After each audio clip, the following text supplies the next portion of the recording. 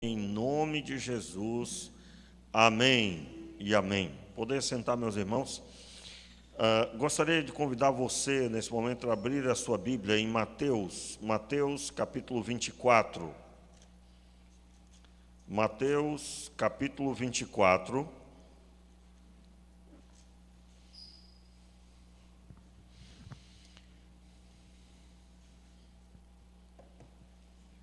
Mateus 24,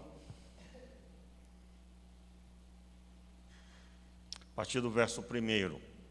O título aí é o Sermão Profético, o Princípio de Dores. Pelo menos na minha tradução, um título, que é dado normalmente conforme a tradução do texto. Eu gostaria que os irmãos acompanhassem a leitura. Vamos ler o capítulo 24, versículo 1 até o verso 14, que diz assim: Jesus ia se retirando do templo quando se aproximaram dele os seus discípulos para lhe mostrarem a estrutura do templo. Ele, porém, lhe perguntou: não vedes tudo isso? Em verdade vos digo que não ficará aqui pedra sobre pedra que não seja derrubada. Estando ele assentado no Monte das Oliveiras, aproximou-se dele os discípulos, em particular, e lhe pediram: dize-nos quando acontecerão estas coisas, e que sinais haverá da tua vinda e do fim dos tempos?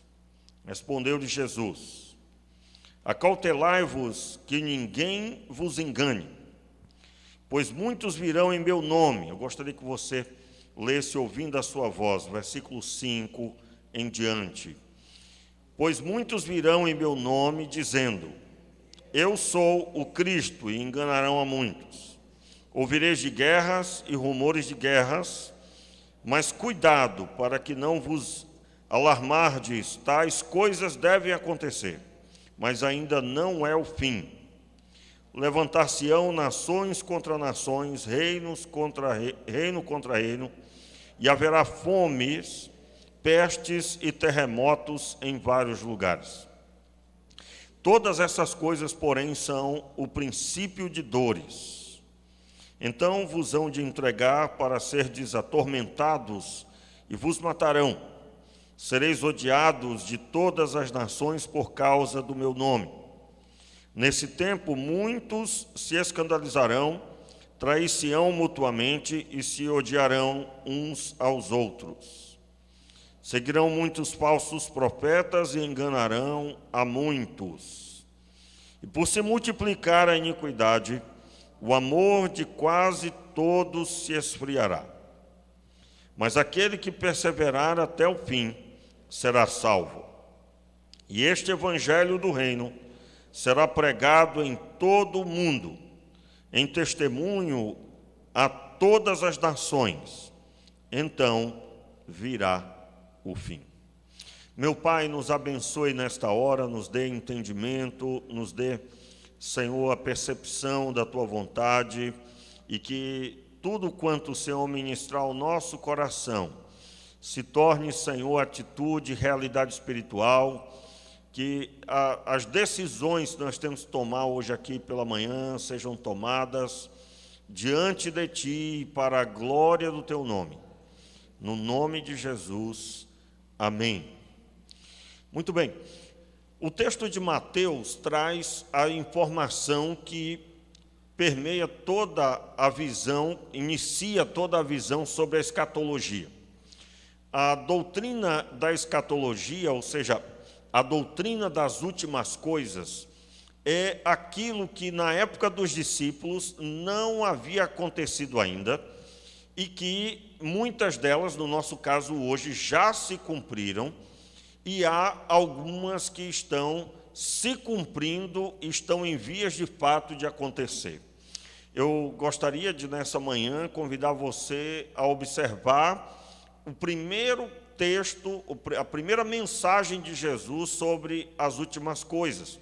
A mensagem oficial. É claro que em outros trechos da palavra, antes desse momento, ele falou também a respeito, porém, esse é o texto que tem a reunião da maior parte das informações que deve nortear as nossas vidas. E com isso eu quero já dizer para você que é muito importante nós sabermos o que já se cumpriu, o que está se cumprindo e o que vai se cumprir, e são, desde já eu já digo, são poucas coisas. No meu entendimento, já tem no máximo umas 3 ou 4, e no final eu quero crer que nós vamos listar aqui quais são essas, né? E pode ficar tranquilo que nós vamos perceber, vamos estudar, mesmo assim, você deve ter o entendimento de que você está começando, para aqueles que são novos na fé, você deve ter paciência. Hoje mesmo uma pessoa me perguntou, me falou a respeito de um assunto doutrinário, e eu digo, olha, mande sua dúvida no texto que você tem especificamente, e eu vou poder responder, e aí, conforme a gente vai interpretando cada texto, vai sendo gerado, irmãos, em nós, uma capacidade de compreender a realidade. Nós não sabemos tudo, nós não temos a completude que Deus tem, mas podemos e devemos buscar da parte dele, e ele nos dará tudo que é necessário para que o seu nome seja glorificado. Eu estou falando sobre aquilo que você precisa saber agora para dar um passo à frente. Nós somos alimentados pela palavra de Deus. Não se pode se alimentar de tempo em tempo. Você deve ter o alimento, e conforme esse alimento você vai caminhando. E eu gostaria que você mantivesse aí sua Bíblia aberta em Mateus 24, e nós vamos começar aí a partir do verso 1. O texto de Mateus, no verso 1, diz: Jesus ia se retirando do templo quando se aproximaram dele os seus discípulos para lhe mostrarem a estrutura do templo. Aqui eles estavam no templo construído na época de Jesus. Esse templo foi construído por Herodes, o Grande, e era um templo maior do que o templo que havia sido construído na época de Salomão. Esse templo era muito mais imponente, muito maior. Tem muita gente que não consegue perceber isso, viu? Inclusive eu tenho as minhas observações para fazer, que eu procurei muito que alguém dissesse, mas que pena, né? O templo construído em São Paulo, ele está mais adequado para o templo construído por Herodes do que propriamente pelo construído de Salomão. A estrutura é diferente, o tamanho é diferente, mas aí não é o nosso assunto, não quero questionar diretamente lá, mas é um fato, para mim, é bem interessante.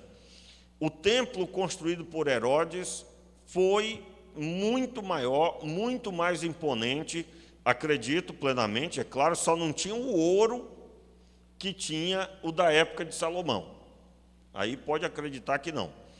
Na época de Salomão, ouro era precioso, mas o ouro tinha tanto, mas tanto, que ninguém queria saber da prata.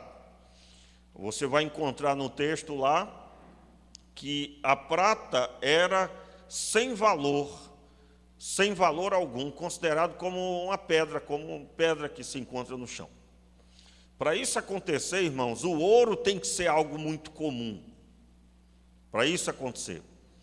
Somente se for algo muito comum, aí a prata pode não ter nenhum atrativo por parte desse povo.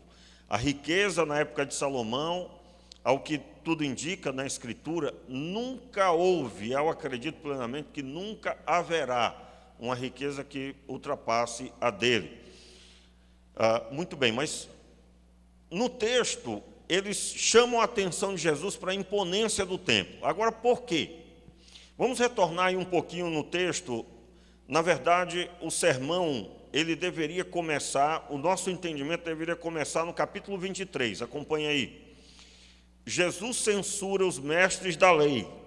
Jesus censura os mestres da lei e os fariseus.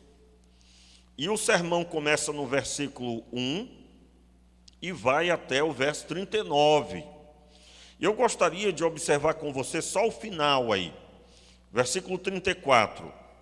Vamos ler o verso 33 também. Serpentes, raça de víboras, como escapareis da condenação do inferno? Verso 34, vamos ler juntos. Portanto, eu vos envio profetas, sábios e mestres da lei. A uns matareis e crucificareis, e a outros açoitareis nas vossas sinagogas, e os perseguireis na cidade, de cidade em cidade. Assim recairá sobre vós. Vamos ficar de pé, irmãos, para ler a partir do verso 35 aí. Assim recairá sobre vós todo o sangue justo derramado sobre a terra, desde o sangue do justo Abel até o sangue de Zacarias, filho de Baraquias, a quem matastes entre o santuário e o altar. Em verdade vos digo que todas estas coisas hão de vir sobre esta geração. Jerusalém, Jerusalém, que matas os profetas e apedrejas os que te são enviados. Quantas vezes eu quis ajuntar os teus filhos como a galinha ajunta os seus pintinhos debaixo das asas, e tu não quisestes.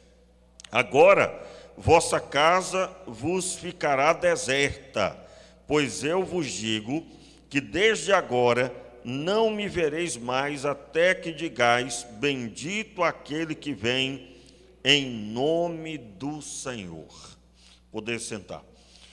O texto da palavra, nessas últimas palavras, Jesus está censurando os líderes religiosos, está corrigindo eles, e foi uma correção longa, né? Ele chama aqui de serpente, de raça de víboras. Esse nome, irmãos, não era um palavrão, tá? Isso era exatamente uma identificação do que eles eram. O que sai de uma serpente? Veneno. O que eles ensinavam não era remédio, era doença, era venenoso. Então, nós pensamos logo na cobra, né? Pensamos logo na serpente em si, que o termo serpente não tira dúvida de veneno. Víbora também é o mesmo termo para animal venenoso. E eles, na cadeira de Moisés, se assentavam. Logo no começo do capítulo, vocês vão encontrar Jesus falando isso. Eles ensinavam o que não estava escrito na palavra de Deus. Aí todo mundo já sabe onde começou isso. Eu acredito que a maioria aqui já sabe, né? Onde é que começou essa doutrina que não existe?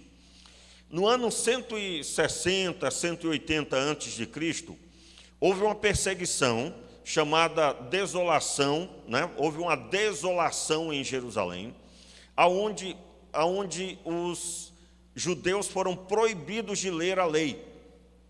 E aí eles se espalharam, todos saíram de Jerusalém, porque se eu não posso ler a Escritura aqui, eu vou para outro lugar. Foi nesse período que foram constituídas as sinagogas. As sinagogas só foram constituídas para levar o que acontecia no templo aonde eles agora residiam. Tinha que construir muitas sinagogas, porque no sábado, eles, ao invés de ir para o templo, eles iriam para a sinagoga, e não poderiam percorrer uma distância muito longa até a sinagoga, senão seria constituído trabalho, e então se quebraria o sábado. As sinagogas reuniam ao seu redor uma grande quantidade de judeus, ou convertidos ao judaísmo, né? É muito importante, irmãos, que o judeu é um termo dado a quem participa do judaísmo. Você vai encontrar judeus que não são israelenses, ou israelitas. Por quê? O de sangue genuinamente israelita não tem nada a ver com ser judeu. Judeu está ligado ao judaísmo, ok? Então você tem aí, você vai encontrar israelitas que não são judeus, não são da religião do judaísmo. E aí o nome Judá vem certamente da tribo de Judá, e o simbolismo dela e tudo, mas isso é um assunto para um outro dia. Eu só quero trazer uma rápida introdução para entendermos o porquê que os discípulos, prestem bem atenção no que nós estamos ensinando. Por que é que os discípulos começaram a falar para Jesus, Jesus, olha aqui o templo. Jesus não conhecia o templo não, irmãos? Era a primeira vez que Jesus estava vindo e os discípulos eram os guias turísticos de Jesus, eram guias turísticos ali dele, de forma nenhuma, né? Observe aí de novo, versículo 1. Jesus ia se retirando do templo quando se aproximaram dele os seus discípulos e para lhe mostrarem a estrutura do templo. Você vai ler nos outros evangelhos, eles dizendo, Senhor, olha que construção, que edificação bonita, imponente, em outras palavras. Jesus conhecia ou não conhecia o templo? Conhecia. Mas o que eles estavam dizendo era, Senhor, o Senhor tem certeza que esse lugar aqui vai ser destruído? Quando que Jesus disse isso? Quando Jesus censura os líderes religiosos, ele censura porque eles estavam em pecado, trazendo mal para Jerusalém. E o povo, ao invés de ser conectado com Deus, estava se conectando com eles mesmos, com o pecado, com a religião. Como eu disse, voltando agora para o que eu estava falando, no ano 160, 180 a.C., se formou as sinagogas, eu já disse o motivo. E nesse período começa a fomentar-se em Israel o entendimento de que a fé, a doutrina da lei, o ensino da lei sobre consagração, que era feita pelo sacerdote antes de entrar no templo, ela deveria ser estendida para a vida cotidiana, de um formato diferente, mas deveria ser estendida. Havia duas escolas rabínicas que fomentaram isso. Na verdade, não foi as escolas rabínicas, mas a interpretação dos judeus na época que deu muita força para o judaísmo. Na verdade, o judaísmo se fundamenta muito mais na interpretação dessas duas escolas rabínicas. O que é a interpretação dessas duas escolas rabínicas? Primeiro vamos ouvir um pouco sobre o que é uma escola rabínica. Um rabino é uma pessoa altamente conhecedora do Antigo Testamento. E ele tem os seus alunos. Esses alunos constituem a escola rabínica. E tudo que sai dali, a partir daquele mestre, é o que nós chamamos de escola rabínica. Quem compunha essa escola rabínica? Precisa ter um rabino e precisa ter um grupo de alunos. Eu acho interessante citar isso. Os irmãos já conhecem a trajetória do ensino na época de Jesus. Na época de Jesus, até os 6 anos, a criança completava 6 anos, aprendia a ler e escrever no texto de Levítico, transcrevendo porções do texto de Levítico. E quem é que era o professor? O pai e a mãe. Pastor, não seria o pai? A mãe também? A mãe também. Mas as mulheres conheciam de Bíblia profundamente. Você quer uma prova disso? Leia a oração de Maria, quando ela ouve que vai receber a dádiva, a bênção de ser o meio pelo qual Deus traria o seu unigênito à terra. Você lê a oração dela, você vai ter que estudar, meu irmão, para entender. Por quê?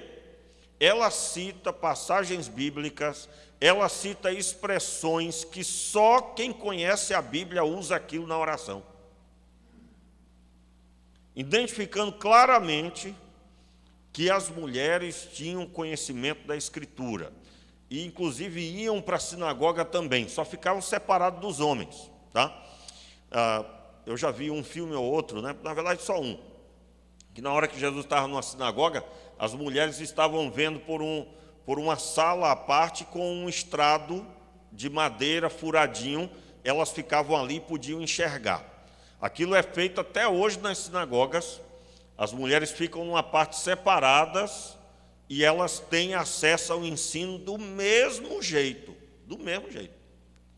E quando Paulo dizia assim, as mulheres aprendam e os maridos ensinem as mulheres, em outras palavras, a palavra de Deus, ele estava dizendo que o professor deve ser o marido. E aqui, irmãos, eu não consigo falar sobre isso sem né? sem dar uma pancadinha. Irmãos, não tem para onde correr. A mulher tem que conhecer Bíblia, o homem tem que conhecer Bíblia, e não tem historinha de, não, o pastor estudou para isso. Você tem uma Bíblia na mão, e você precisa pedir a Deus para você conhecer. Por quê? E aí vem o porquê que o negócio está do jeito que está. Você vê um número grande de filhos de crente desviados, e muitos deles fazendo parte do caminho das trevas, literalmente o mal mesmo oficial. Por quê? Porque se confunde ensinar o caminho do Senhor com trazer para a igreja. Trazer para a igreja é parte do trabalho, mas o trabalho mesmo é ensinar a Escritura, e para ensinar tem que saber, não é? Aí, só para você ter uma ideia como é que é a situação, né? Isso é muito forte. Hoje mesmo de manhã eu comentava, a gente estava falando sobre expulsação de demônio ali fora, eu e o Flávio, e estávamos conversando sobre alguns trechos da Bíblia, e eu dizia, olha, expulsar o demônio é moleza, né? Comentava com ele, é fácil. Rapaz, das coisas corriqueira. O difícil mesmo é discipular a pessoa depois. Isso é que é batalha. Isso aí o cara tem que ser crente. Os irmãos estão entendendo, irmãos? Pastor, o senhor é muito arrogante. Não, irmãos. Jesus disse, em meu nome expulsarão demônios. Não tem historinha. Jesus venceu na cruz do Calvário e acabou. Eu me lembro que eu fui expulsar um demônio uma vez, eu digo, sai dele, demônio. Aí o cara saiu, o corpo com o corpo junto, né, da pessoa. Eu digo, não, é só o demônio, pode voltar. Naquele tempo deu um trabalho doido, no final saiu o demônio do homem. E a luta mesmo vem depois, irmãos, porque Jesus disse que devemos ensinar essa pessoa, no caso lá o homem aceitou Jesus, né? Devemos ensinar a quem se converteu todas as coisas que ele tem nos mandado. Está lá em Mateus 28. Ensinando-os a guardar todas as coisas que eu vos tenho mandado. Então a batalha mesmo é depois. É expulsar da mente da pessoa, por meio do ensino, todo o entendimento de trevas que ela acumulou no decorrer de uma vida longe de Deus. Então isso requer perseverança, unção, autoridade, requer você ter a sua vida no altar de Deus, porque não se pode reproduzir alguma coisa que não seja o que eu estou vivendo. Se nós queremos ver a glória do Pai, eu tenho que andar de acordo com a glória. Então, na época, essa escola rabínica, como eu estava dizendo, voltando aqui, estava lá, o garoto aprendia com os pais, depois ele aprendia na sinagoga até os 13 anos. Ele aprendia os textos de Gênesis, Êxodo, Levítico, Números, Deuteronômio, que tem ali a lei, né? A origem de Israel, a origem do pecado, a lei, a libertação do povo de Israel e tudo, e a doutrina que está na lei, o entendimento moral, ético, espiritual. Eu costumo dizer que você aprende na lei as 3 necessidades básicas da fé. Como agradar a Deus, você vai aprender como se posicionar diante de Deus, como obedecer ao Senhor e adorá-lo na lei. Você vai aprender como se portar para com os outros, e você vai aprender como se portar com você mesmo. Como você vai administrar a sua vida para que a glória de Deus seja vista em você. Em você.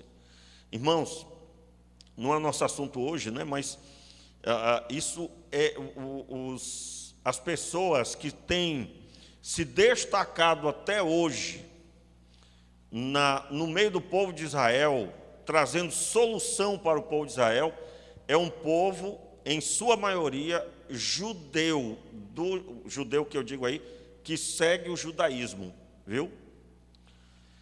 E por seguir os princípios da lei, supervalorizam, no bom sentido dessa palavra, buscar sabedoria, viver princípios que conduzem a pessoa para um caminho adequado, né?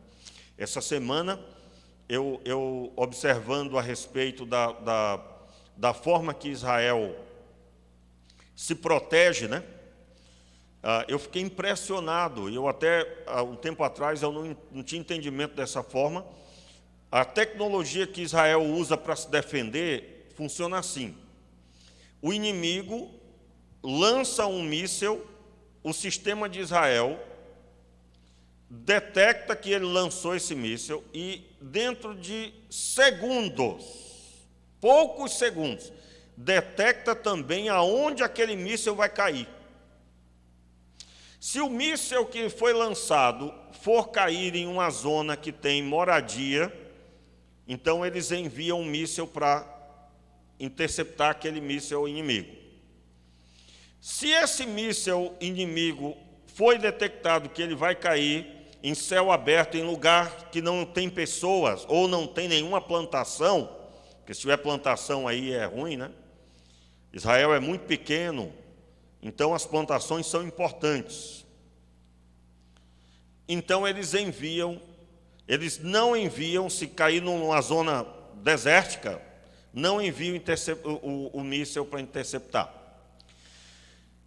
E eles têm, é bem caro, né? Cada um dos mísseis que intercepta custa $45 mil. Só um. Nesses últimos dias desse conflito que houve, foram mais de 2.000, eu não trouxe aqui os números, mas mais de 2.000 mísseis inimigos foram interceptados. Faz as contas. Se for só 2.000 vezes $45 mil. Deu para fazer as contas aí? Detalhe, a tecnologia é totalmente gerada na nação de Israel. Eu achava que tinha a mão dos Estados Unidos, ó. Mas é totalmente tecnologia israelense.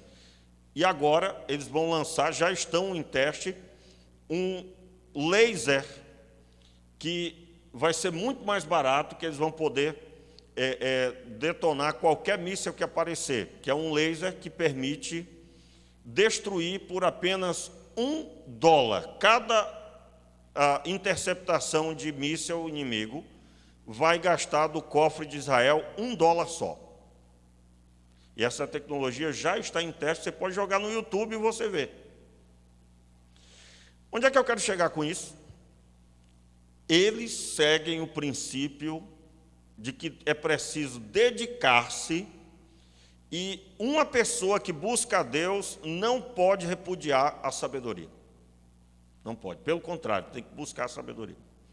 Isso é tão importante como ler a Bíblia. E o que é que isso causou em Israel, irmãos? Dos 700 e poucos prêmios Nobel que já foram entregues, pelo menos 125 são de judeus. Quantos brasileiros? Entenderam? Não estou dizendo que o brasileiro não busca sabedoria, eu estou dizendo que quem cresce estudando a Escritura e leva aquilo a sério como orientação, ele vai perseguir um alvo, que é dar valor para a busca do conhecimento. Os principais cientistas, muitos deles são judeus. E sendo judeu, ele vai estudar o Pentateuco, vai estudar o texto de Provérbios, de Salmos, e vai buscar pôr em prática na sua vida. Quem sabe um dia nós vamos falar um pouco só sobre isso, para entender um pouco do porquê disso. Por que eu estou citando isso aqui? Me perguntaram essa semana, pastor, nós devemos orar por Israel de que forma?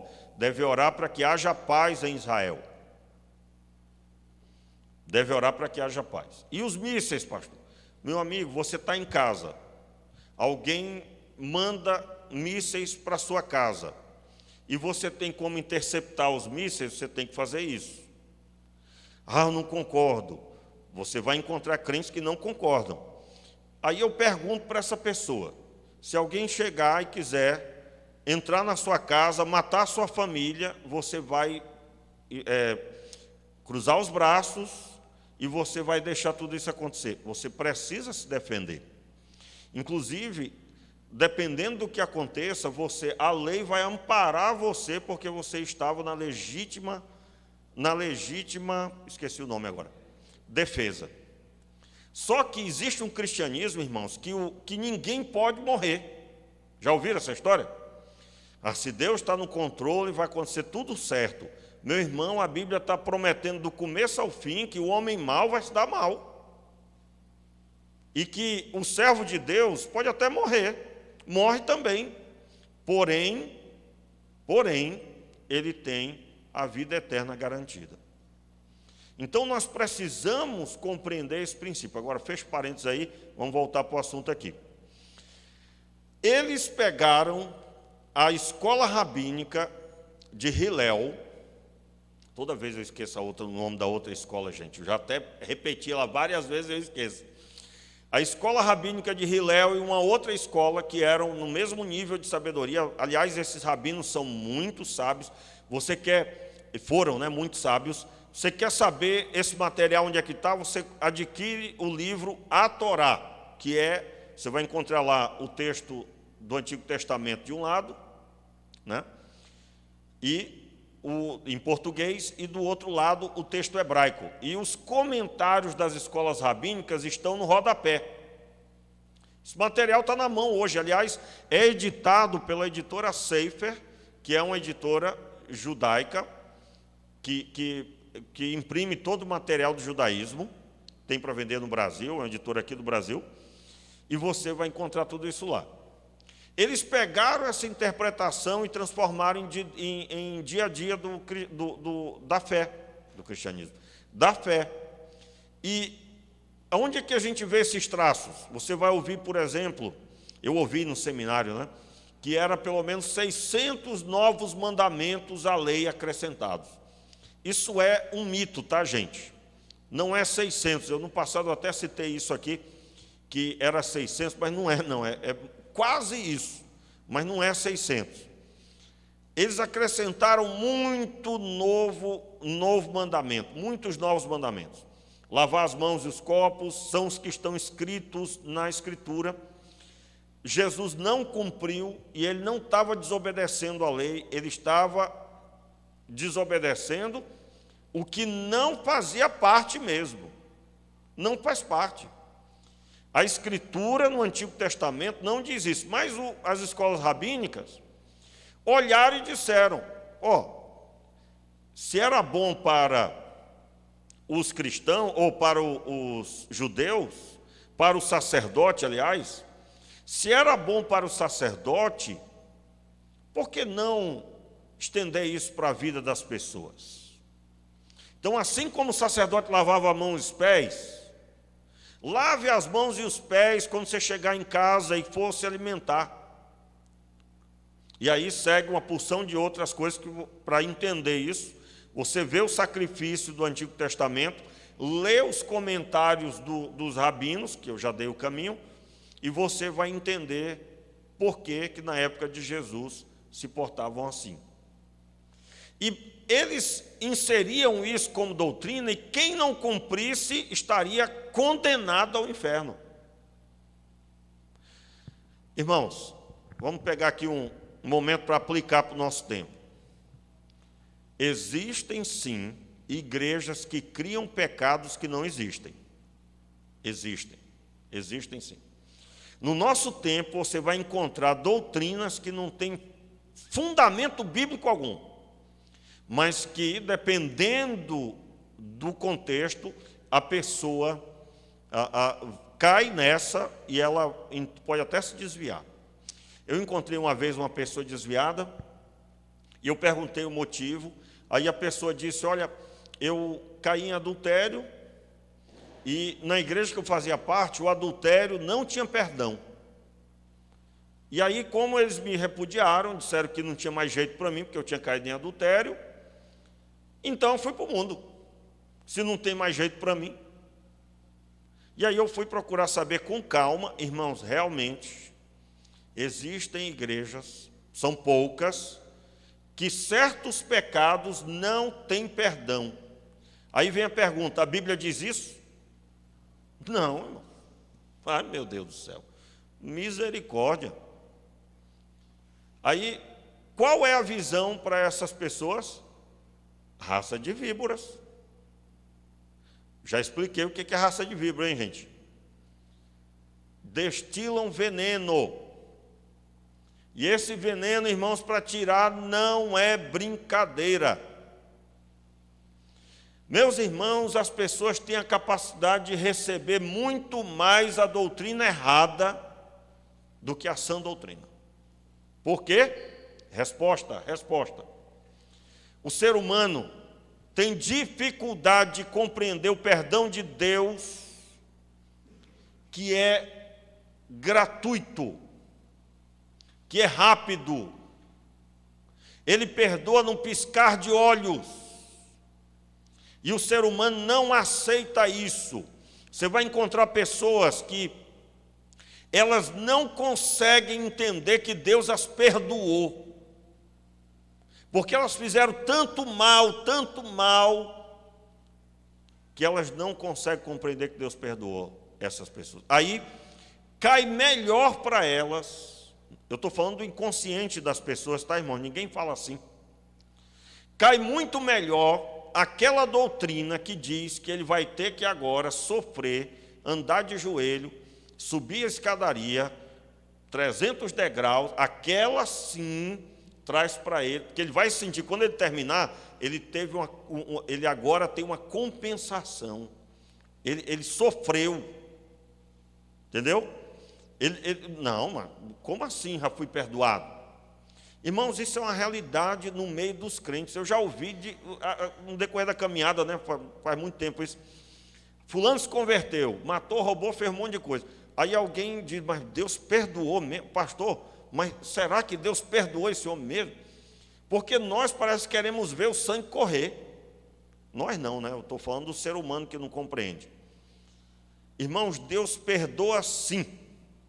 Mas e as causas, as consequências? As consequências, algumas nunca vão sair. Nunca vão sair. Porém, o perdão de Deus foi dado instantaneamente. Deus ama, irmãos. E se houve arrependimento, perdão dos pecados aconteceu. Então, naquela época, eles estavam nesse nível. Os líderes religiosos, ao invés de abençoar, estavam destruindo os seus participantes da religião do judaísmo. Muito bem. Isso significava o quê? Jesus acaba de dizer que haveria uma consequência. Acompanha aí o versículo 38.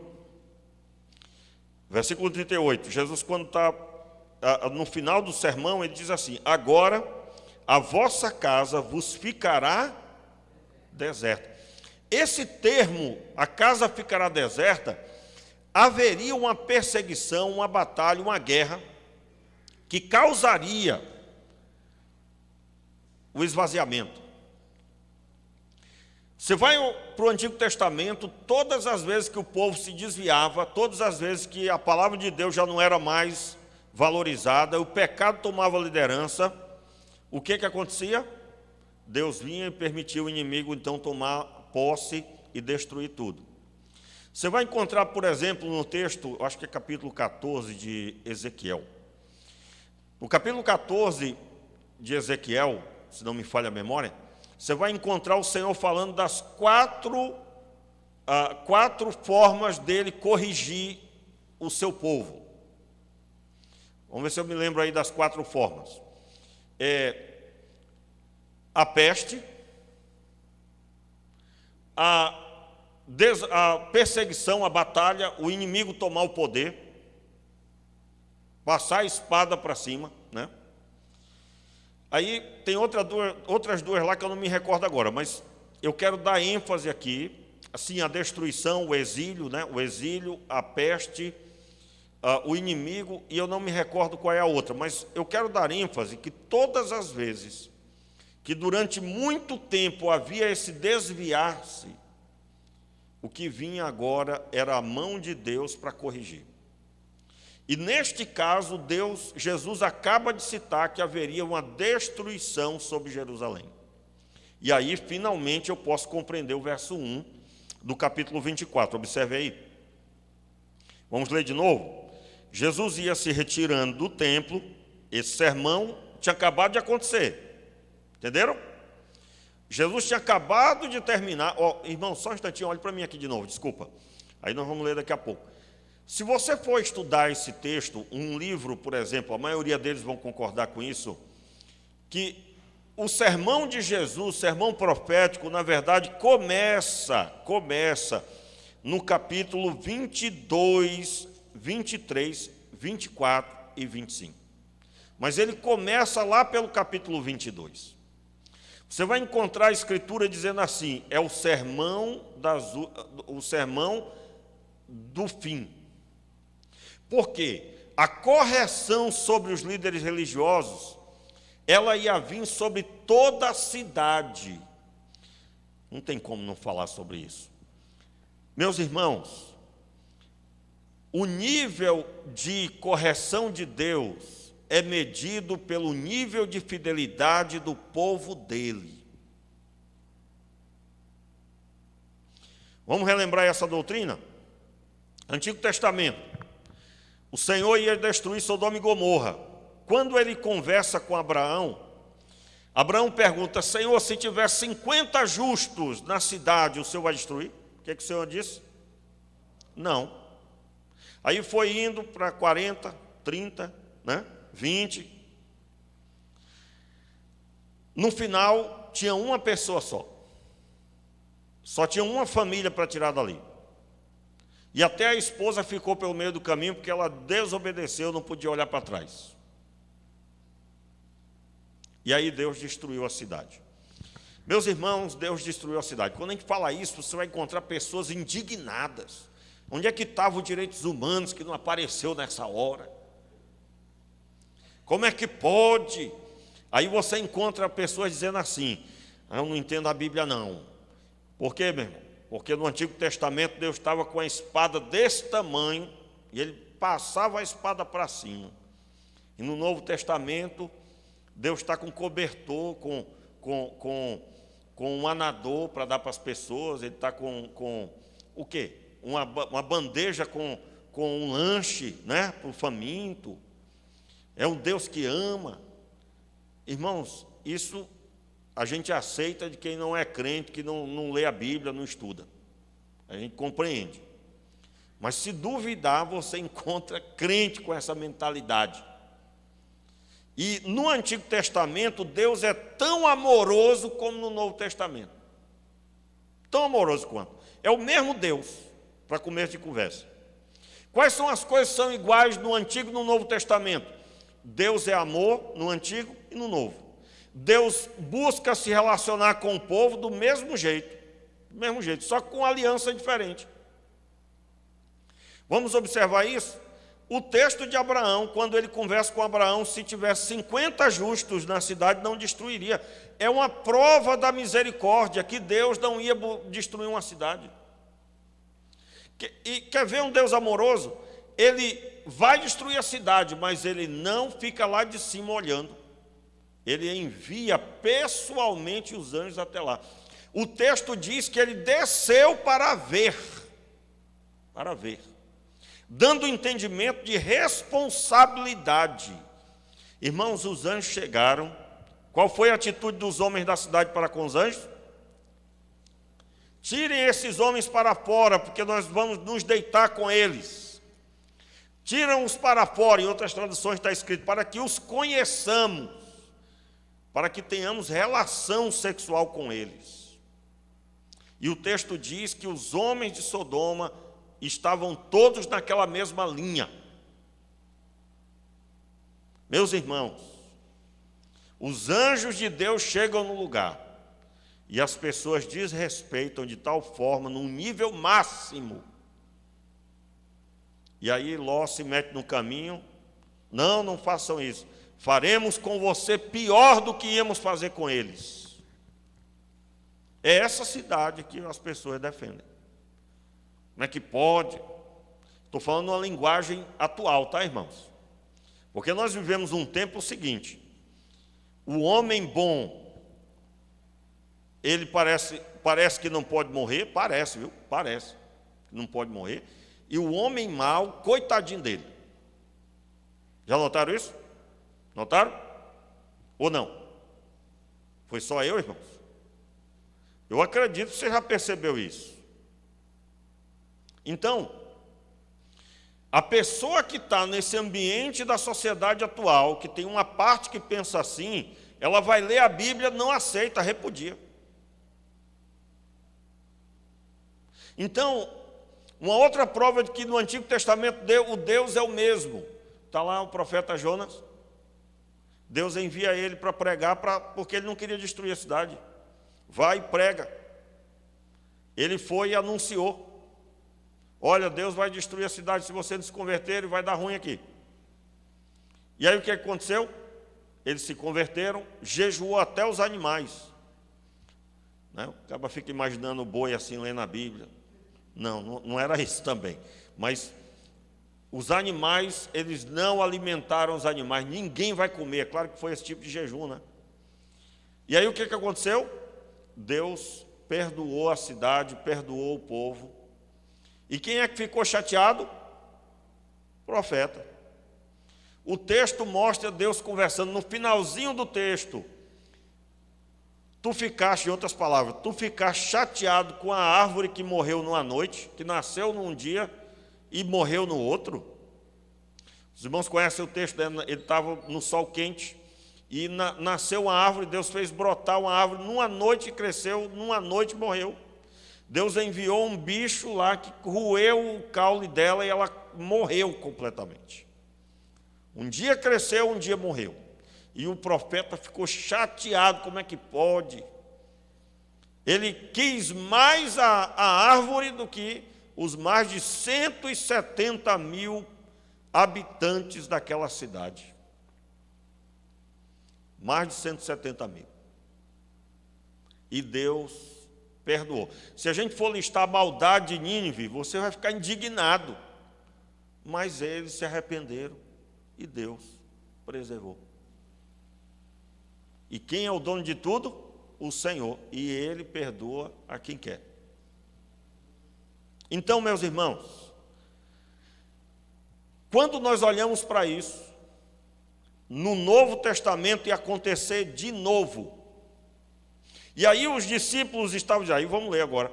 Jesus ia se retirando do templo, quando se aproximaram dele, os seus discípulos para lhe mostrarem a estrutura do templo. E aí eu já expliquei, eles estavam questionando. Tudo isso vai ser destruído? Nós vamos ter novamente a destruição desse templo? Irmãos, o que estava acontecendo aqui? Os discípulos estavam sendo confrontados, porque o templo de Jerusalém significava que eles estavam sendo recebidos por Deus, que eles tinham perdão dos pecados, que Deus estava se agradando, porque todas as vezes que o templo foi destruído, a destruição do templo estava ligada à desobediência do povo. Então, se esse templo está construído aí, Deus está conosco. Deus está conosco. Meus irmãos, Jesus aqui está declarando para eles que isso não ia permanecer, e aí não permaneceu. O que Jesus falou? Verso 2: Ele, porém, lhes perguntou: Não vedes tudo isso? Em verdade vos digo que não ficará aqui pedra sobre pedra que não seja derrubada. Se cumpriu quando essa palavra? Basicamente no ano 70 depois de Cristo. O imperador da época, se eu não me engano, Tibério, ele mandou destruir tudo, não podia ficar nada em pé. Mas, especificamente, o templo não ficou pedra sobre pedra.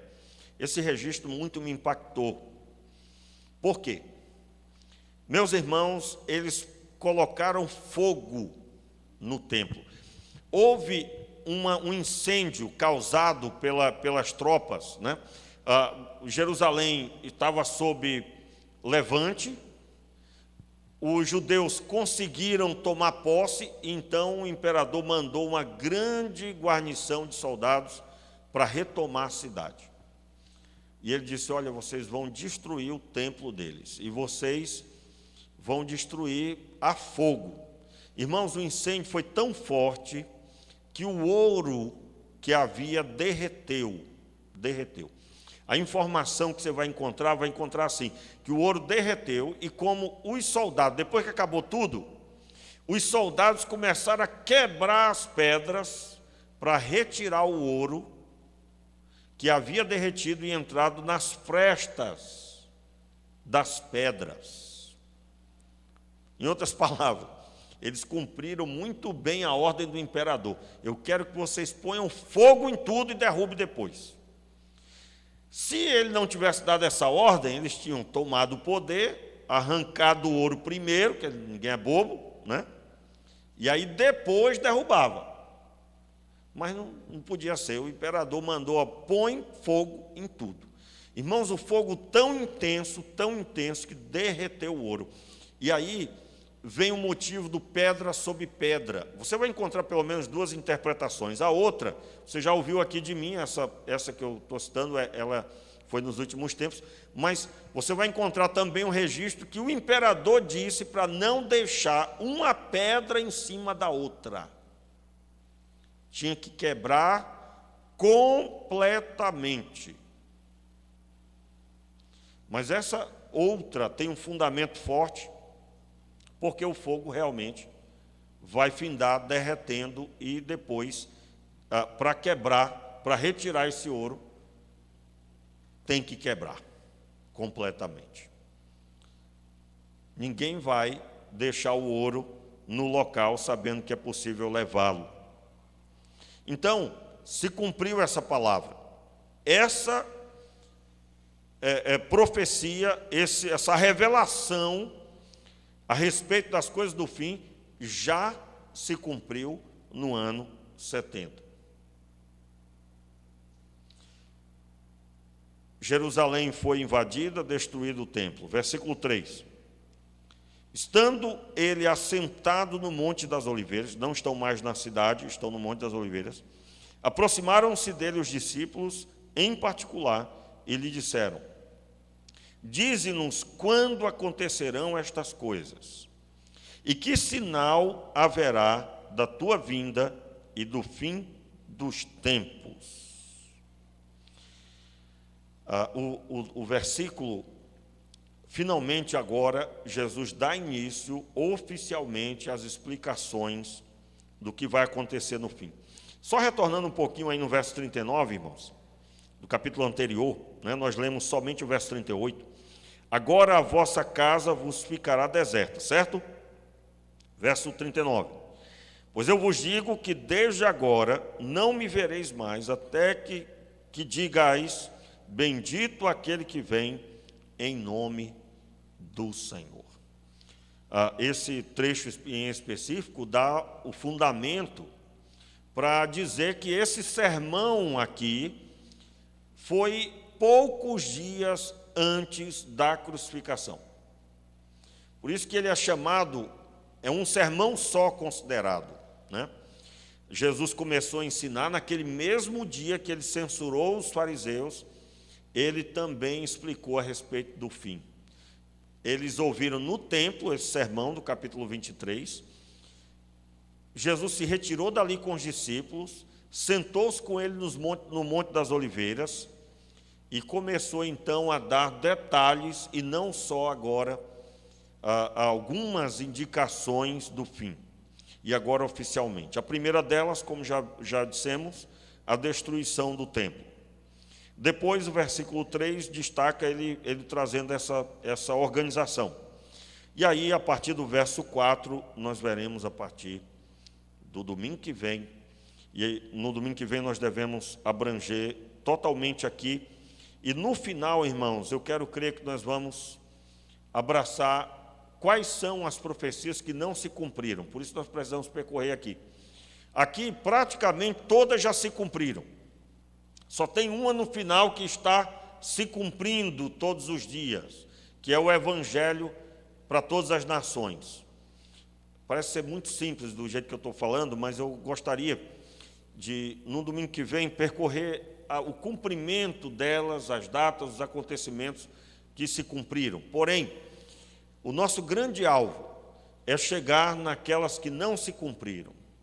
O ambiente para o anticristo, o aparecimento do anticristo e as coisas que ainda têm que acontecer antes da trombeta soar. E eu acredito que isso é muito importante para a nossa fé, porque, meus irmãos, cuidado, a volta de Jesus pode ser hoje, ou pode ser só para você, ou pode ser para alguém que você conhece. Por quê? Jesus está voltando, mas se a nossa data, se a data de validade já estiver próxima de se findar, ele já voltou para você. Porque a vida e a morte é determinada aqui. Quem morreu em Cristo encontrará com Ele. Quem não, não é possível mais fazer mais nada depois que partiu.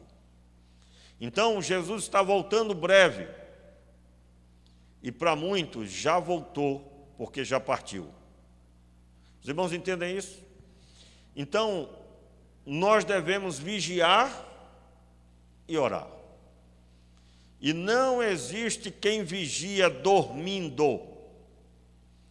E o sono do nosso tempo, por causa da pandemia, da quarentena, dos problemas, as situações, irmãos, eu quero deixar claro que nós não vivemos problema nenhum.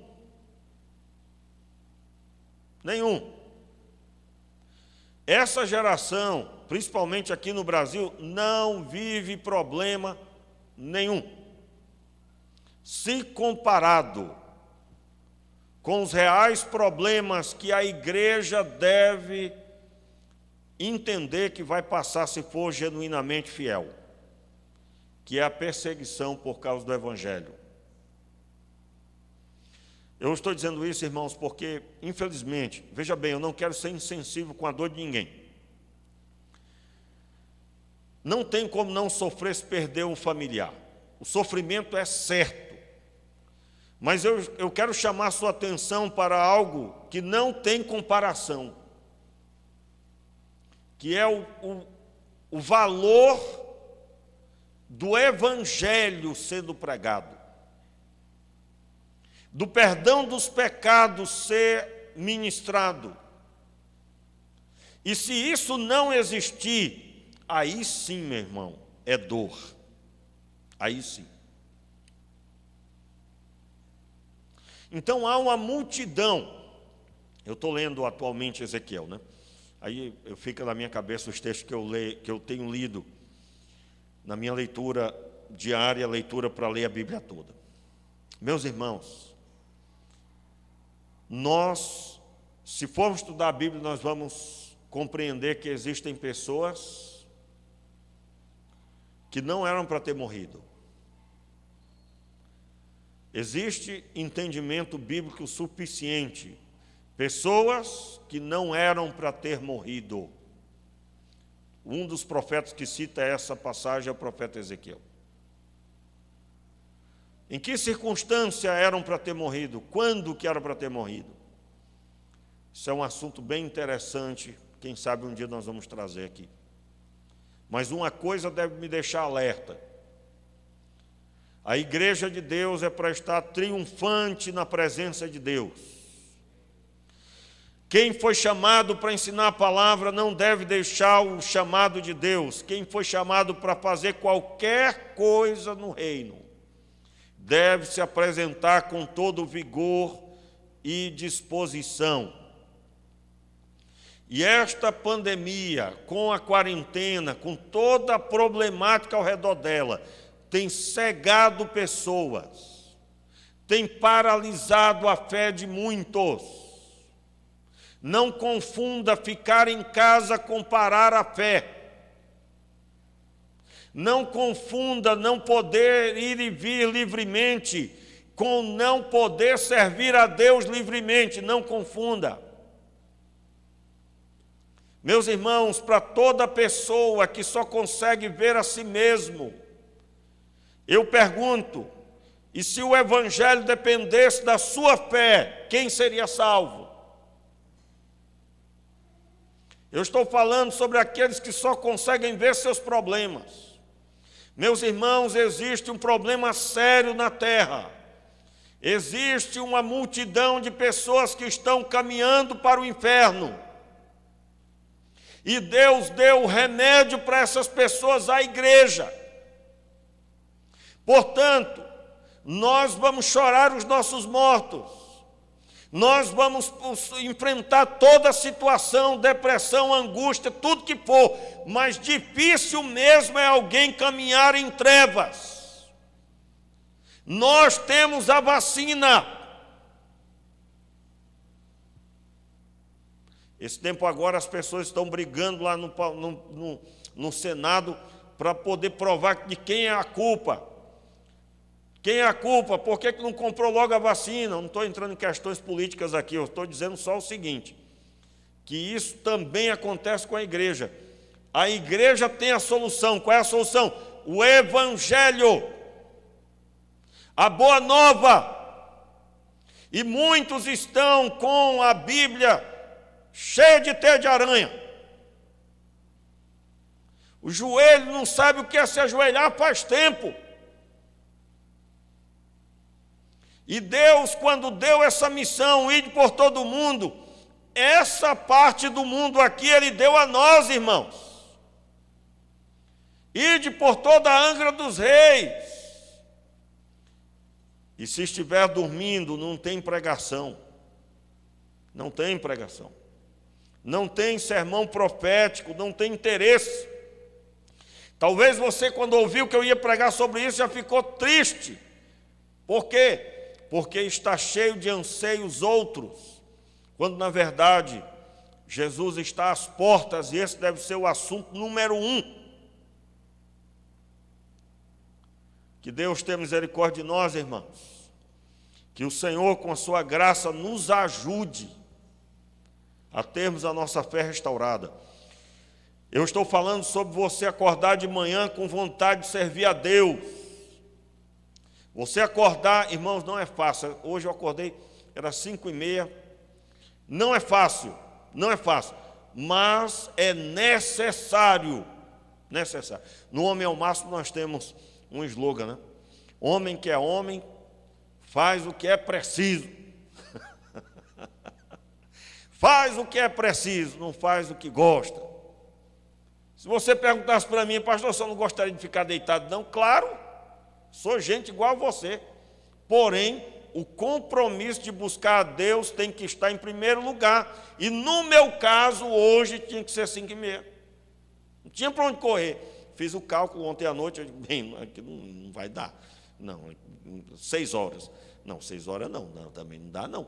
Aí eu troquei lá, botei no horário das 5h30. Mas o meu coração era, se eu pudesse, era 7 horas, meu irmão. É bom dizer isso, porque vai que alguém pensa que o pastor não é gente igual a qualquer outra pessoa.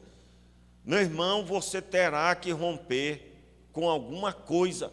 O grande problema é que hoje em dia as pessoas querem ser uma bênção, mas não querem mudar nada na rotina. Um cara chegou uma vez para mim, pastor, não consegui fazer isso nem aquilo outro. Aí eu digo, meu irmão, o problema é que você quer expulsar demônio, como Jesus expulsou, mas sem passar a noite orando como Jesus orava. Aí não dá, aí não tem como. Aí não, irmão. Pastor, por que a gente não vê os milagres que a gente via na época de Jesus? Meu irmão, você tem que ter aquela vida. Tá bom? E se não tiver milagre, mas você tem a presença de Deus. Isso é suficiente. Então vamos retomar. Eu pergunto hoje aqui, você está com a mesma animação que você estava quando ouviu a voz de Deus? Quando você ouviu o chamado de Deus para fazer alguma coisa, você está com a mesma animação? Se você não está, comece a orar pedindo, Senhor, restaura. Minha oração hoje de manhã, Senhor, me ajude a buscar a Tua face. É Deus que nos dá anseio por Ele, irmãos. É o Senhor que nos conduz em triunfo. É Ele que vai pegar na sua mão e vai lhe acordar de madrugada. E não foi a sua mulher que bateu no sua perna, não, foi Deus mesmo, te acordando. Se você acordar pela madrugada, fique de pé e receba a unção. O Senhor Deus te acordou. Vá buscar Deus, meu irmão. Vá buscar o Senhor. É assim que nós somos restaurados. Fique de pé no seu lugar. Vamos orar. Meu Pai, queremos pedir, Senhor, dai-nos a capacidade de vigiar e orar. Dai-nos a capacidade de vivermos atentos ao que está acontecendo no nosso tempo e em oração nos apresentarmos diante de Ti. Te pedimos, Pai, livra-nos de nós mesmos, do nosso eu, do pensamento carnal, das obras que não glorificam o Teu nome. E nos dê a intensidade da Tua presença, o poder do Teu Espírito, a intensidade da palavra do Senhor em nós, de forma que estejamos, Pai, diante de Ti genuinamente, convictos da fé, cheios do Espírito Santo, para a glória do Teu nome, em nome de Jesus. Amém.